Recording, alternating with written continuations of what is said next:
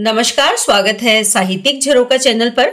आज हम करेंगे जॉर्ज लुकाज के बारे में। कौन है? पाश्चात्य विद्वान है और यथार्थवादी विचारक के रूप में इनकी विशेष प्रसिद्धि या इनका विशेष पहचान है। तो आइए इनके बारे में जानते हैं। देखिए, सबसे पहले अगर बात करें इनका जन्म कब हुआ, 13 अप्रैल 1885 ईस्वी में कहां पर हुआ? हंगरी के बुडापेस्ट में हुआ था। इनके आरंभिक शिक्षा दीक्षा की अगर बात करें तो एक दर्शन शास्त्री के रूप में हुई थी, यानी शिक्षा इन्होंने किस रूप में ग्रहण की थी? दर्शन शास्त्र की शिक्षा विशेष रूप से इन्होंने ग्रहण की। छात्र जीवन में उनका झुकाव कहाँ था? वामपंथी राजनीति की ओर हो गया था। लेकिन कुछ समय के बाद प्रतिक्रांतिकारी ताकतों के द्वारा जब सत्ता पर कब्जा कर लिया गया तो अन्य अनेक लोगों की तरह लुकाच भी एक निर्वासित व्यक्ति की तरह मॉस्को में जीवन व्यतीत करने लगे। हंगरी से इनको निर्वासित कर दिया गया था जब सत्ता पलट हुई थी, और ऐसे में ये कहाँ जाकर इन्होंने शरण ली थी? मॉस्को में ली थी और वहीं अपना जीवन व्यतीत करने लगी। लेकिन दूसरे विश्व युद्ध के बाद हंगरी जब एक बार फिर से क्रांति के दौर से गुजरा तो लगभग 3 दशकों के निर्वासित जीवन के बाद लुकाच भी अपने देश में वापस आए और इसके बाद बुडापेस्ट में ही पूरा जीवन इन्होंने व्यतीत किया। एक लेखक के रूप में इन्हें विशेष रूप से गौरव और सम्मान इनको दिया गया और इसी सम्मान के साथ ही वे अपना जीवन व्यतीत करने लगे। निरंतर सक्रिय भी रहे और गौरवास्पद जीवन व्यतीत इन्होंने किसके रूप में किया? एक लेखक के रूप में किया।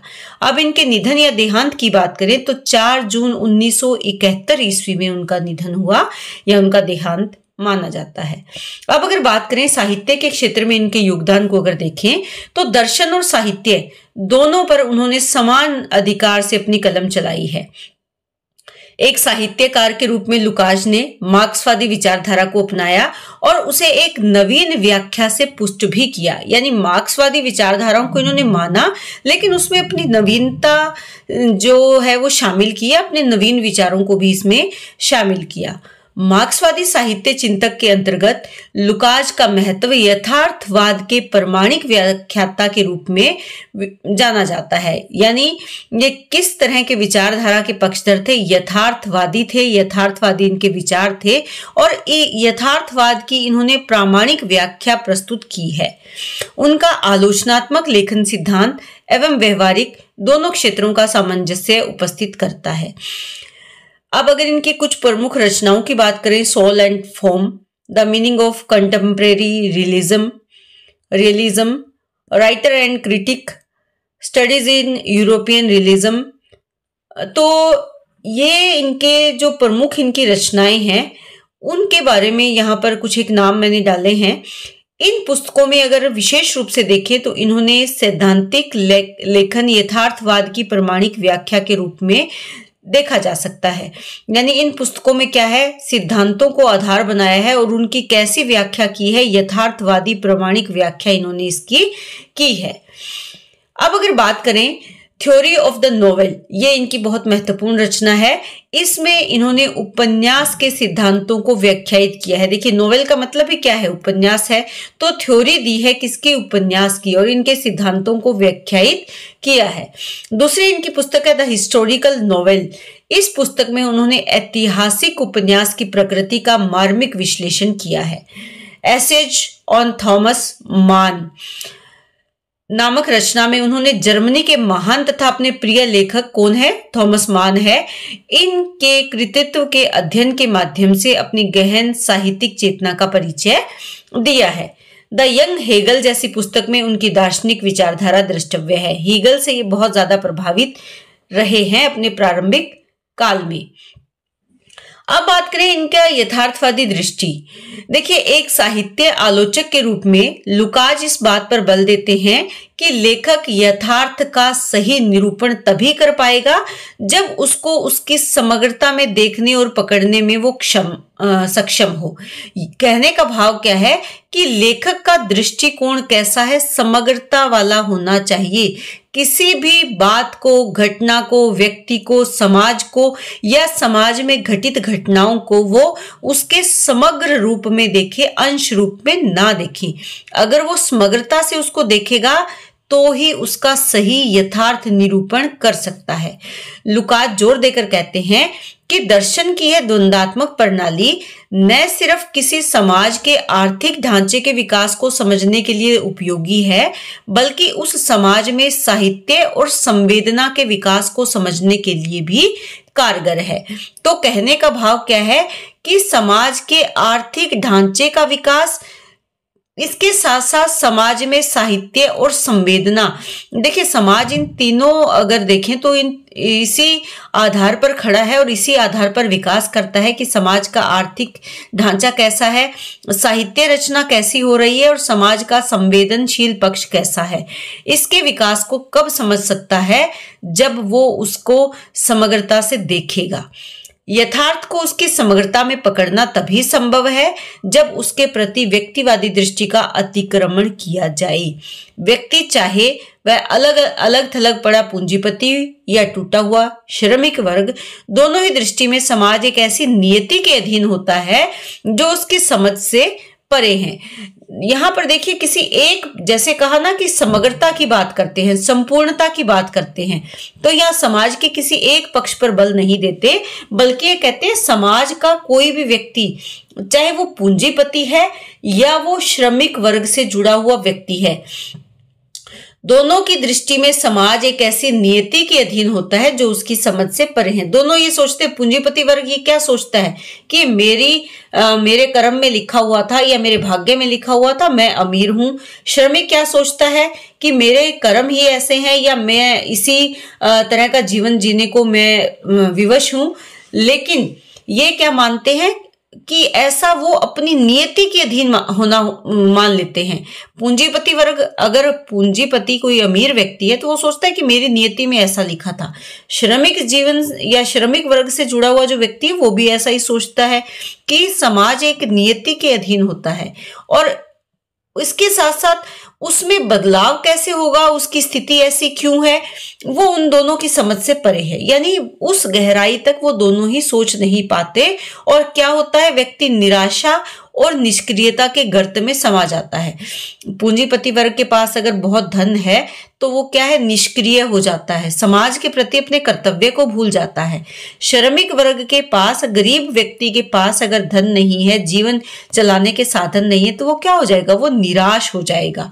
और यही निष्क्रियता और जड़ता से निजात तभी मिल सकती है जब समाज को संचालित करने वाले नियमों की स्वाभाविक गति को समझा जाए कि समाज का जो संचालन है वो जिन नियमों से चल रहा है वो उसकी स्वाभाविकता है, उसका स्वभाव है। समाज एक जैसा नहीं हो सकता, उसमें कुछ ऊंचे जो अपने आप को उच्च वर्ग का समझते हैं, कुछ जो श्रम करने वाले लोग हैं या जो श्रमिक वर्ग है, अगर वो समाज की स्वाभाविकता को समझ लेंगे तो वो अपनी नियति को दोष नहीं देंगे। और इसके लिए श्रमिक वर्ग जब संगठित होकर अपनी चेतना के अनुरूप उसके संघर्ष का नेतृत्व करने वाली पार्टी का गठन करता है। चेतना क्या है, उसका मन जो कह रहा है, जो उसकी जागृत अवस्था उसको कहती है कि मुझे मेरे हालातों के प्रति एक संघर्ष करना है, समाज में एक संघर्ष की लहर लानी है, तो इसके लिए क्या करेगा, वो एक पार्टी का गठन करता है। तभी वह बुर्जुआ विचारधारा के अंतर्विरोधों जैसे व्यक्ति और समाज, विज्ञान और नैतिकता, सिद्धांत और व्यवहार इत्यादि से परे जाकर यथार्थ की सच्ची गति को पकड़ सकता है। यानी तभी वो सच्चाई को जान पाएगा जब वो समाज की परिस्थितियों को बदलने के लिए जागृत होगा, चेतना आएगी उसमें। अगर वो चेतना उसमें आ जाती है तो वो समझ जाएगा कि मुझे अब क्या करना है, अपनी स्थिति में कैसे बदलाव लाना है। ऐसा अगर वो करता है तो वो समाज की यथार्थ को जान पाएगा, जो सच्ची गति है उसको पकड़ पाएगा। कहने का भाव देखिए, सीधी सरल सी बात है कि मानते हैं कि समाज दो भागों में विभाजित है, एक उच्च वर्ग या पूंजीपति वर्ग, दूसरा कौन सा है, श्रमिक वर्ग। और दोनों की दृष्टि में समाज एक ऐसी नियति के अधीन होता है जो वो समझ से परे हैं। अगर वो उस नियति को समझ जाएंगे, अपने कर्तव्य को समझ जाएंगे, अपने कर्म को समझ जाएंगे, और उसका अगर कहीं परिणाम क्या होगा कि जो श्रमिक वर्ग है वो क्या करेगा, संघर्ष के नेतृत्व करने के लिए एक पार्टी का गठन कर लेता है। यानी उन विचारधाराओं में बदलाव करके समाज में बदलाव लाने का प्रयास करता है, तो वो यथार्थ गति को समझ पाता है, जीवन की सच्चाई को समझ पाता है।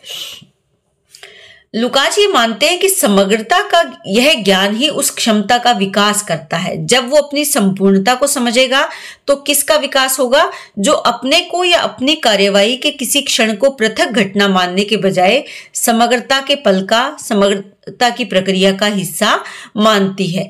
यानी उसके जीवन में जो भी पल आया, जो भी क्षण आया, जो भी घटना आई, ये अलग नहीं है, सब एक दूसरे से। समग्रता का मतलब क्या? संपूर्णता, यानी जीवन की संपूर्णता, समाज की संपूर्णता, उस वक्त की संपूर्णता, समग्रता के उस पल को, समग्रता की उस प्रक्रिया का ही एक हिस्सा है जो उसके जीवन में छोटे छोटे बदलाव आ रहे हैं।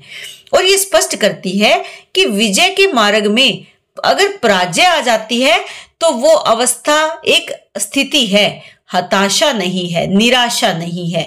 तो व्यक्ति जब अपने जीवन में समग्रता की बात को समझ लेता है, संपूर्णता को समझ लेता है, तो उसे ये समझना होगा कि जीवन उतार चढ़ाव का नाम है। अगर कहीं जीवन में उतार आ जाता है, ऐसी अवस्था जब व्यक्ति को पराजय का सामना करना पड़े, तो उसे ये मान लेना चाहिए कि मैं जीवन की उस अवस्था में हूं जो निश्चित थी, आना ही था। ये क्षण भी मेरे जीवन से जुड़ा हुआ था, ये मेरे जीवन की हताशा नहीं है, क्योंकि अब मुझे क्या करना है? ऊपर जाना है। यानी मेरे जीवन में फिर से बदलाव आएगा, ये केवल एक क्षण मात्र है जो बदल जाएगा। अगर वो ऐसा समझता है तो उसका विजय मार्ग निश्चय ही आगे बढ़ेगा, या वो अपने विजय मार्ग पर आगे बढ़ पाएगा। यथार्थ की समग्रता का यह ज्ञान साहित्य के अध्ययन की दृष्टि से भी बहुत ही महत्वपूर्ण इन्होंने माना है कि अगर हम जीवन की सच्चाई को समझ जाते हैं तो हम साहित्य के प्रति भी इस बात को अभिव्यक्त कर पाते हैं, साहित्य को भी हम अच्छे से समझ पाते हैं। क्योंकि देखिए, सभी जो विद्वान है वो जानते हैं कि साहित्य क्या है? समाज का दर्पण है या समाज से जुड़ा हुआ है। इसीलिए लुकाच कहते हैं कि साहित्य की समाज शास्त्र की बुर्जुआ दृष्टि और कट्टर मार्क्सवादी धारणाओं ने साहित्य के संदर्भ में अनेक किस्म की एकांगी धारणाओं को प्रचारित कर रखा है। एकांगी यानी एक पक्ष के प्रति जो विचारधाराएं हैं वो प्रचारित कर रखी हैं। यह दृष्टि किसी साहित्यिक कृति को सामाजिक ऐतिहासिक समग्रता में स्थापित करके उसका मूल्यांकन करने की हिमायत तो करती है, लेकिन वह उस कला प्रक्रिया को पूरी तरह नजरअंदाज कर देती है, जिसके चलते उसी साहित्यिक कृति के भीतर रचनाकार किसी अनुभव को समग्रता में रचता है। देखिए, हम सब ये जानते हैं कि जब भी कोई साहित्य किसी साहित्यकार के द्वारा लिखा जाता है तो वो केवल एक विचार नहीं है, वो संपूर्ण समाज है। क्योंकि साहित्य किससे जुड़ा हुआ है? समाज से जुड़ा हुआ है। तो वहां पर ये बताना चाहते हैं कि यहाँ एकांगी धारणा का प्रचार किया जाना बहुत गलत है। अगर कोई साहित्यिक कृति है तो वो सामाजिक और इतिहास की समग्रता से भरी हुई है, और उसमें रचनाकार अपने जिस अनुभव को शामिल करता है वो केवल एक पक्ष नहीं बल्कि समग्रता में उसको शामिल करता है, तभी साहित्यिक कृति की रचना होती है। लेकिन यहाँ पर जो एक पक्ष के बारे में विचार करते हैं वो केवल कला की ओर ध्यान देते हैं, समग्रता को भूल जाते हैं।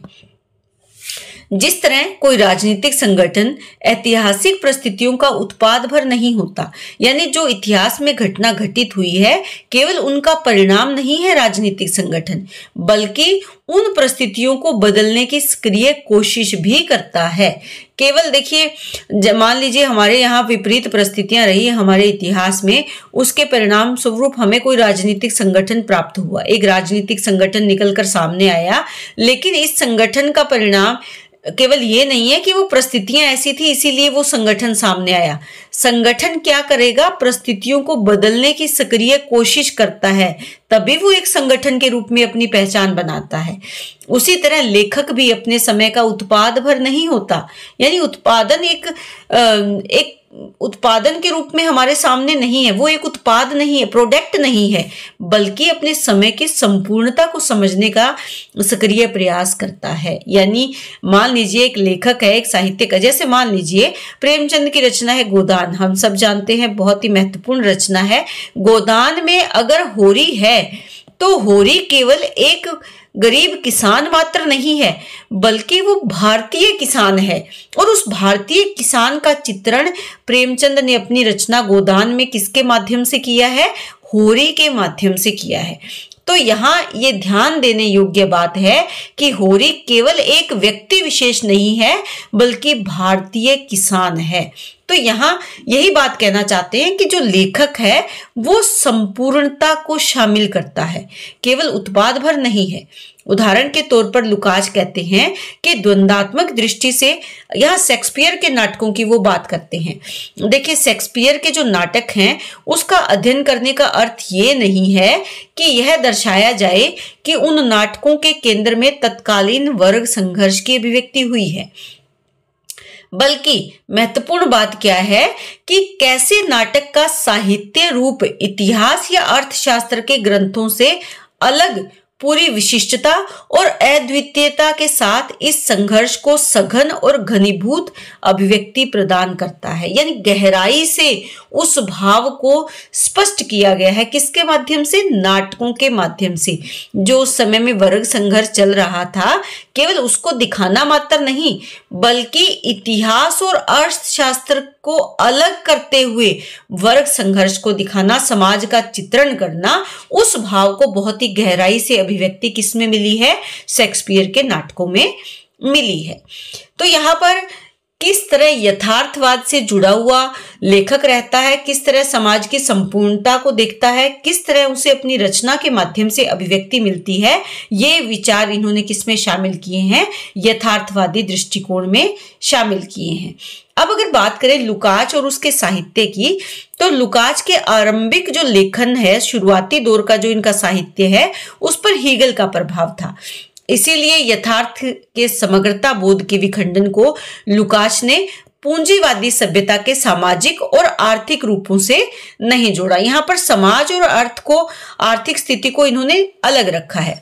फिर भी यहाँ हम समग्रता की अवधारणा को वर्ग चेतना के संदर्भ में द्वंद्वात्मक आधार पर गठित होते देख सकते हैं। वर्ग चेतना यानी समाज के वर्ग को जगाने के लिए जो विचारधाराएं थी, उसको हम देख सकते हैं, जिसके चलते लुकाच हीगल से इसी देखिए द्वंद्वात्मक आधार पर, यानी विचारों का जो द्वंद्व चल रहा था, इसी आधार पर हम यहाँ पर देखते हैं। लेकिन धीरे धीरे क्या हुआ कि हीगल से ये दूर होते गए और किसके पास आए? मार्क्सवादी विचारधाराओं से ज्यादा प्रभावित नजर आए। इनकी पुस्तक में इस बात को बहुत महत्व दिया गया है। यहाँ लुकाच 19वीं सदी के ऐतिहासिक उपन्यासों में रचना प्रक्रिया की समग्रता का कुशलता से मूल्यांकन करते हैं।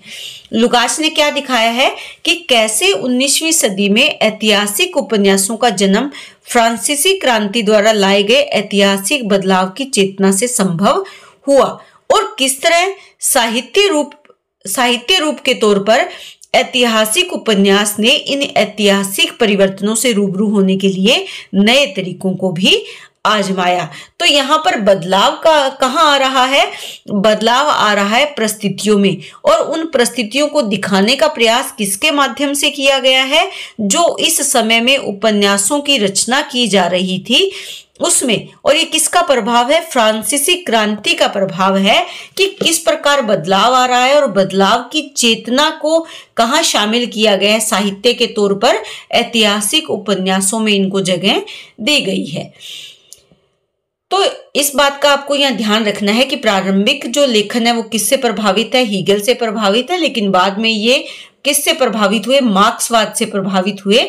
मार्क्सवाद का जो प्रभाव है, जैसे फ्रांसीसी क्रांति हुई, तो उस क्रांति से प्रभावित होकर इनके उपन्यास रचनाओं में भी अलग से प्रभाव देखा जा सकता है, अलग से परिवर्तन देखे जा सकते हैं।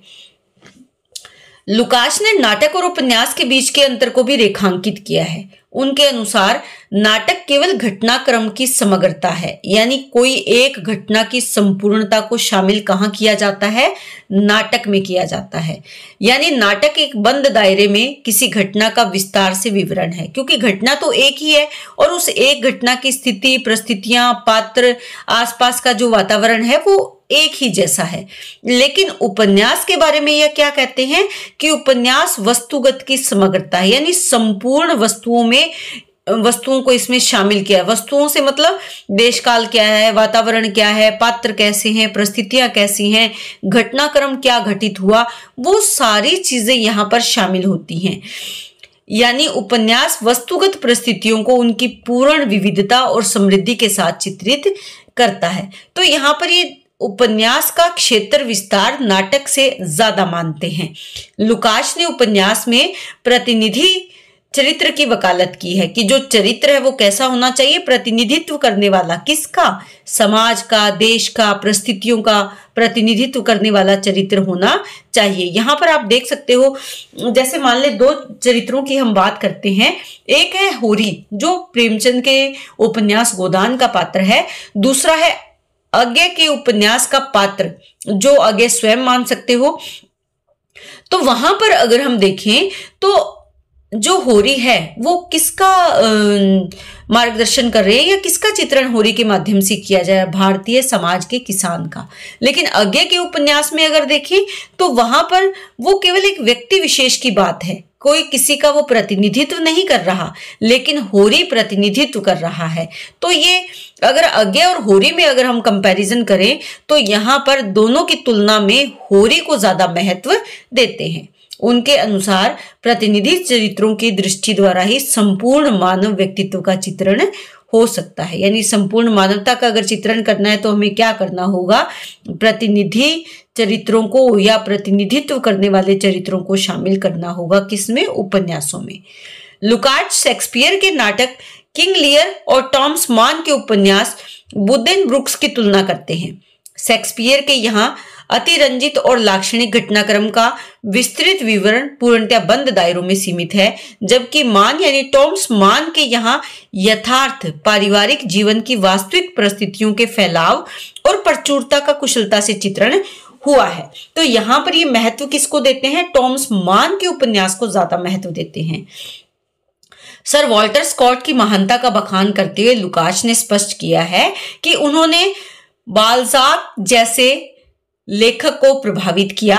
बाल्जाक की गणना मार्क्स और लुकाच दोनों ने दुनिया के महानतम यथार्थवादी उपन्यासकारों में की है। इस तरह हम देखते हैं कि समग्रता की अवधारणा लुकाच के साहित्य चिंतन के केंद्र में है। यानी संपूर्णता की, समग्रता की बात करते हैं। किसी एक पक्ष की बजाय हमें अपने लेखन में ऐसे पात्र, ऐसे चरित्र, ऐसे घटनाक्रम को शामिल करना चाहिए जो संपूर्णता की बात करें, जिसमें संपूर्ण देश, संपूर्ण समाज का चित्रण किया जा सके। अब अगर बात करें इनकी जो रचना है इतिहास और वर्ग चेतना, इस ग्रंथ में लुकास स्पष्ट करते हैं कि समग्र अपने अंशों का कुल जोड़ भर नहीं होता। यानी केवल कुछ टुकड़ों को जोड़कर हम समग्रता को स्पष्ट नहीं कर सकते, बल्कि वह अंशों की गति और प्रकृति का निर्धारण करने वाली सत्ता है। जो घटनाएं घटित हुई वो कैसे हुई, उनको कौन सी परिस्थितियों ने प्रभावित किया, उन सबको संपूर्णता से शामिल करना ही क्या है, समग्रता है। अतः ये मानते हैं कि तथ्यात्मक विवरणों को अधिक से अधिक जमा करने मात्र से कोई रचना यथार्थवादी नहीं होती, बल्कि रचना यथार्थवादी कब होगी, जब वह विवरणों की महत्ता और सार्थकता की संरचनात्मक सुसंगति को रचती है। जो विवरण दिए गए हैं, जो अंश शामिल किए गए हैं, उनकी समाज में कितनी महत्ता है, वो कितनी सार्थकता के साथ शामिल किए गए हैं, ये ज्यादा जरूरी है। इसके विपरीत प्रकृतिवाद यथार्थ के विभिन्न अंशों को कोलाज की तरह अगल बगल रखता है। यानी अलग अलग घटनाओं को अलग अलग तरह से, कोलाज का मतलब क्या होता है, अलग अलग समय की अलग अलग फोटोओं को हम शामिल करके कोलाज बना लेते हैं।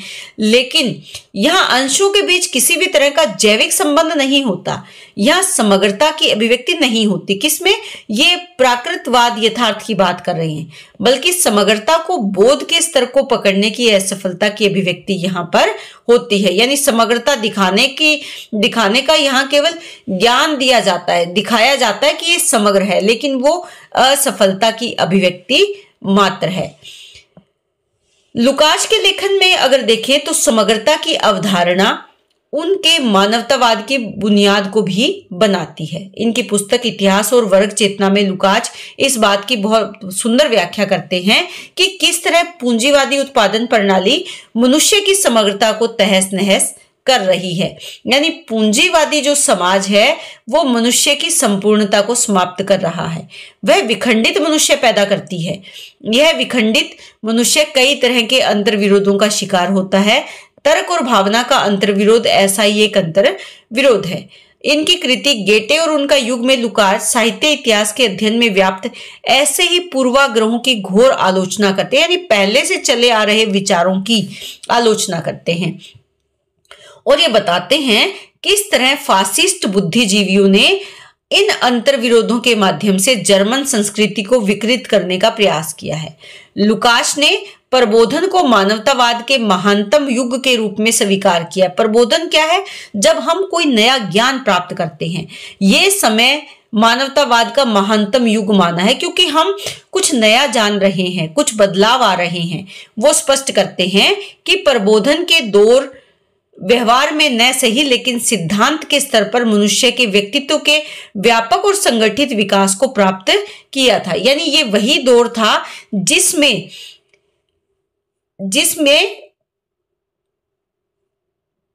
सिद्धांत के स्तर पर मनुष्य के व्यक्तित्व के व्यापक और संगठित विकास को यहां पर प्राप्त किया गया था। तो यहां मानव के विकास की बात करते, देखिए मानवीय विकास कब संभव है? जब प्रबोधन होगा, यानी जब ज्ञान का विकास होगा।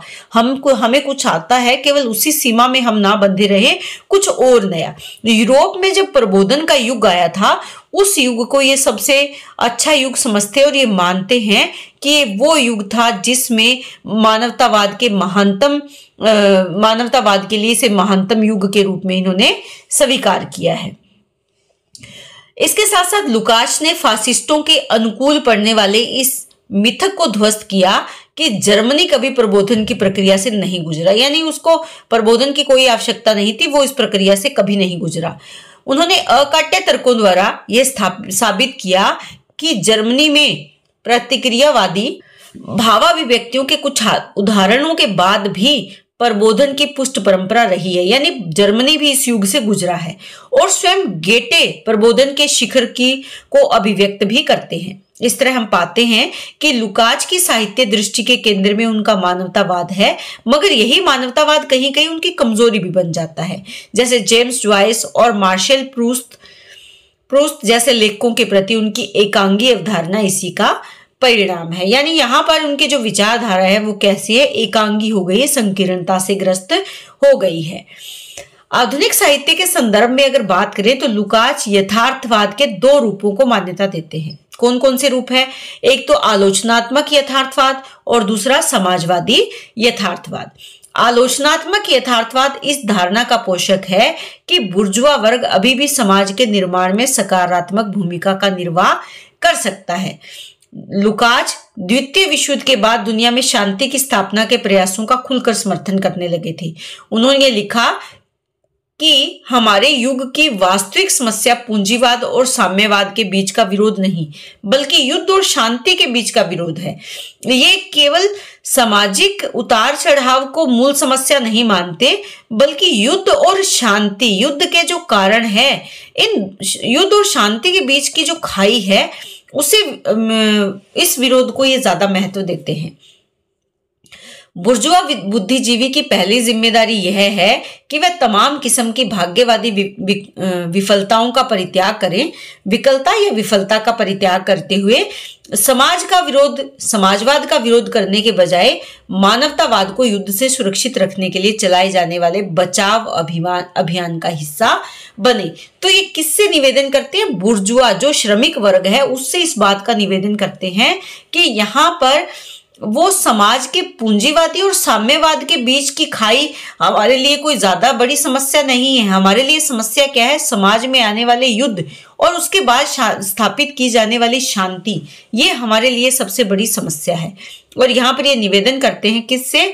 जो साम्यवाद का समर्थन करने वाले हैं या जो बुर्जुआ वर्ग के लोग हैं, उनसे ये समर्थन करते हैं कि समाजवाद का विरोध करने के बजाय, समाजवाद यानी पूंजीवाद का विरोध, या पूंजी जो समाज दो भागों में बटा हुआ है, एक तो पूंजीवाद और दूसरा क्या है, जो निम्न लोग हैं या श्रमिक वर्ग है, उसका विरोध करने के बजाय मानवतावाद को युद्ध से सुरक्षित रखने का प्रयास करें, उसके लिए जो कार्य किए जा रहे हैं उसमें अपना सहयोग दे। तो यहाँ पर ये ध्यान रखने वाली बात क्या है कि दो दृष्टिकोण है, आलोचनात्मक यथार्थवाद और समाजवादी यथार्थवाद। अब समाजवादी यथार्थवाद को लेकर लुकाच की दृष्टि कैसी है? उदारवादी और संवेदनशील है।